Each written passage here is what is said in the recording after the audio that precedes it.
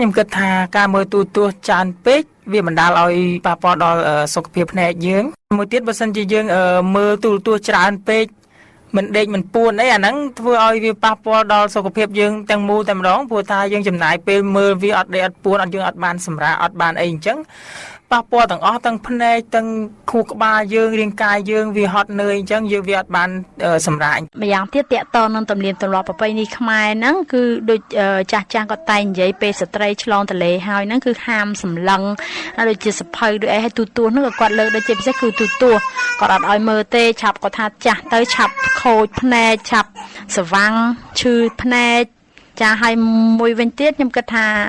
ការមើលទូរទស្សន៍ហ្នឹងវាតាក់ទងនឹងដំណេកដែរកាលណាយើងមើលយូរទៅធ្វើឲ្យយើងកេងលែងលក់កើតជំងឺកេងលែងលក់ចូលចិត្តតាវត្តកតាថ្ងៃមើល5ដងមើលទូរទស្សន៍វាមកចិត្តពេលវាត្រូវខូចភ្នែកដល់ពេលមកប្រាប់มันគួយឆ្លាញ់ឆ្ងាយវិញនេះពិតជាគ្រោះថ្នាក់មួយដែលបង្កឡើងដោយទូរទស្សន៍អរគុណលៀងនៅលុចដែលបានជួបសួរតាមផ្លូវការយល់ឃើញយ៉ាងនេះមិនខុសទេប៉ុន្តែនៅមានលក្ខណៈតិចតួចនៅឡើយបើប្រៀបទៅនឹងការសិក្សាវិទ្យាសាស្ត្រលោកវេជ្ជបណ្ឌិត Bruno Agle សូមពន្យល់ពីគ្រោះថ្នាក់ផ្សេងទៀតជាពិសេសចំពោះកុមារដែលមើលទូរទស្សន៍ច្រើនជំរាបសួរលោកវេជ្ជបណ្ឌិតតើទូរទស្សន៍ពិតជាបង្កគ្រោះថ្នាក់ដល់សុខភាពដល់កុមារមែនឬយ៉ាងណាហើយគ្រោះថ្នាក់នោះជាអ្វីខ្លះទៅLes enfants qui sont exposés très tôt à la télé ont un risque très accru de ce qu'on appelle le trouble attentionnel. Mais même ça, c'estជាពិសេសទៅលើការផ្ចង់អារម្មណ៍និងជាទូទៅទៅលើអាកប្បកិរិយារបស់ក្មេងទៀតពេលនេះមានការតស៊ូមតិជាច្រើនជុំវិញបញ្ហាកុមាររពឹសជ្រុលអត់ច្រឡំកុមារដែលរពឹសខ្លាំងគឺមិនសូវចេះផ្ចង់អារម្មណ៍ទៅលើអ្វីមួយទេហើយការសិក្សារបស់អ្នកឯកទេសក៏បានភ្ជាប់ការរពឹសជ្រុលហួសហេតុនេះទៅនឹងការអង្គុយច្រងុកមើលទូរទស្សន៍វាគួរឲ្យចម្លែកបន្តិចក៏ប៉ុន្តែនៅក្នុងការសិក្សាយើងផ្ដោតទៅលើអាកប្បកិរិយារបស់កុមារមិនមែនទៅលើអារម្មណ៍ដែលកុមារផ្ដោតទៅលើអ្វីមួយទេជាលទ្ធផលគេសង្កេតឃើញថាកុមារដែលអង្គុយមើលទូរទស្សន៍ច្រើនងាយជួបនឹងគ្រោះរពឹសចាប់មិនឈ្នះនិងគ្រោះមិនចេះប្រមូលឬក៏ផ្ចង់អារម្មណ៍ខ្លាំងណាស់ម្យ៉ាងវិញទៀតផលវិបាកនេះកើតឡើងជានិច្ចពីមួយឆ្នាំទៅមួយឆ្នាំពលគឺបើបន្តមើលទូរទស្សន៍កាន់តែច្រើនផលវិបាកក៏កាន់តែធ្ងន់ធ្ងរគឺបូកបន្ថែមឡើងជារៀងរហូតអង្គុយស្ងៀមនៅមុខកញ្ចក់ទូរទស្សន៍ឬកញ្ចក់កុំព្យូទ័រងាយធ្វើឲ្យកុមារកើតជំងឺធាត់ព្រោះកង្វះសមត្ថភាពកីឡានឹងធ្វើឲ្យមនុស្សធាត់ L'absence d'activité physique fait grossir ហេតុអ្វីបានជាលោកវេជ្ជបណ្ឌិតចាប់អារម្មណ៍នឹងវិធានបទផលប៉ះពាល់របស់ទូរទស្សន៍ចំពោះសុខភាព Alors en fait, c'est venu dans un second temps la télévision. Premier sujet d'intérêt c'était les jeux vidéo. ប្រធានបទចម្បងដែលខ្ញុំចាប់អារម្មណ៍ខ្លាំងគឺហ្គេមឬក៏រូបភាពកាយសាហាវខុសខើដែលក្មេងៗចូលចិត្តលេងហើយទូរទស្សន៍គឺជាចំណាប់អារម្មណ៍ទី2ទេលទ្ធភាពនិងសមត្ថភាពផ្ចង់អារម្មណ៍របស់កុមារមានតាក់ទងយ៉ាងខ្លាំងនឹងដោយផ្ទាល់ព្រមទាំងដោយប្រយោលទៅលើល្បែងនិងទូរទស្សន៍ពេលនេះកុមារមានបញ្ហាច្រើនងាយនឹងវាយតប់គ្នាណាស់ព្រោះតែមានបញ្ហាអាកប្បកិរិយាអារម្មណ៍និងមិនសូវចេះប្រុងប្រយ័ត្នអាកប្បកិរិយាមិនល្អដែលស្ទើរคล้ายទៅជាជំងឺនិងដែលត្រូវការមកពិគ្រោះជាមួយនឹងគ្រូពេទ្យហេតុដូច្នេះហើយបានជាខ្ញុំគិតថាត្រូវតែសិក្សារួមគ្នាអំពីផលវិបាកនៃទូរទស្សន៍ឬក៏ហៅថាអក្សរសិល្ប៍វិទ្យាសាស្ត្រដែលប៉ះពាល់យ៉ាងខ្លាំងទៅលើខួរក្បាលអារម្មណ៍និងអាកប្បកិរិយារបស់កុមាររួមគ្នាជាមួយនឹងរូបភាពហិង្សាតែម្ដង et sur le comportement de l'exposition aux écrans aussi bien d'ailleurs images violentes ងាកមកនិយាយអំពីខ្លឹមសារនៃទូរទស្សន៍តើអ្វីខ្លះជាផលប៉ះពាល់ផលអាក្រក់ចំពោះរូបភាពហិង្សាសាហាវនៅក្នុងទូរទស្សន៍ឬនៅក្នុងហ្គេមក្មេងលេងចំពោះកុមារតើមានការសិក្សាយ៉ាងដូចម្តេចខ្លះដែលពន្យល់អំពីគ្រោះថ្នាក់របស់ទូរទស្សន៍នេះ Il y a de très nombreuses études. C'est un sujet qui en théorie devrait être clos. C'est ce que dit en tout cas l'association និងសេចក្តីសន្និដ្ឋានដូចគ្នា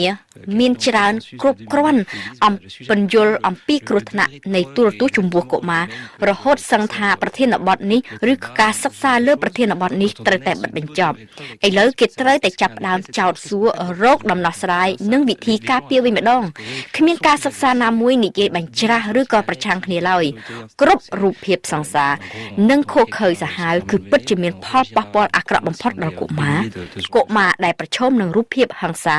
នឹងខ្លាយ តែជាកុមារកាចច្រងែងច្រងាងមិនសូវមានប្រតិកម្មអ្វីកើតឡើងឡើយនៅពេលឃើញអំពើហិង្សាពីព្រោះខ្លួនហាក់ដូចជាធ្លាប់បានរស់នៅក្នុងភពបែបនេះអំពើហិង្សាខ្លាចតែជាការធម្មតាគ្មានអ្វីចម្លែកទេ En gros, quand on voit quelqu'un se faire malmener, on réagira beaucoup moins si on est baigné de ce genre de choses. គេថាកុមារមើលទូរទស្សន៍ច្រើនក្រចេះនិយាយ Alors de ce côté-là, il y a pas non plus beaucoup de contradictions dans les études.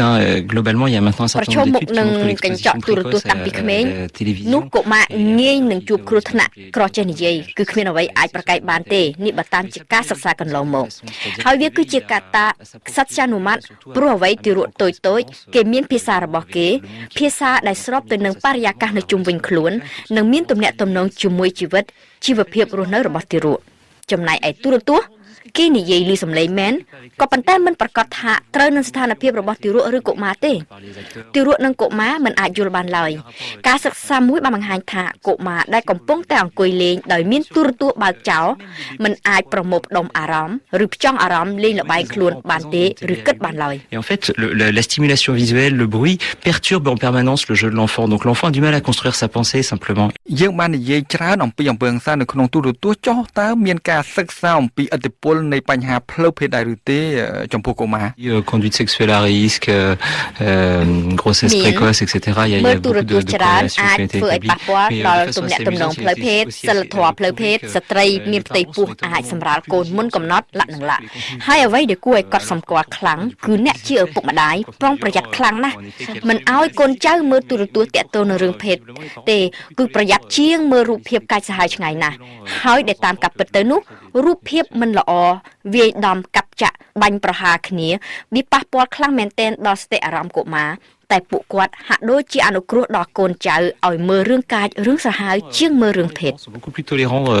à laisser des contenus très violents devant leurs enfants que de leur montrer des contenus sexuels. តើអ្វីទៅជាដំបូលមានរបស់លោកគ្រូពេទ្យក្នុងការមើលទូរទស្សន៍មិនត្រូវមើលទូរទស្សន៍តែម្ដងឬមួយក៏យ៉ាងណា Non, je crois que ce qui est important, c'est d'expliquer les choses aux gens.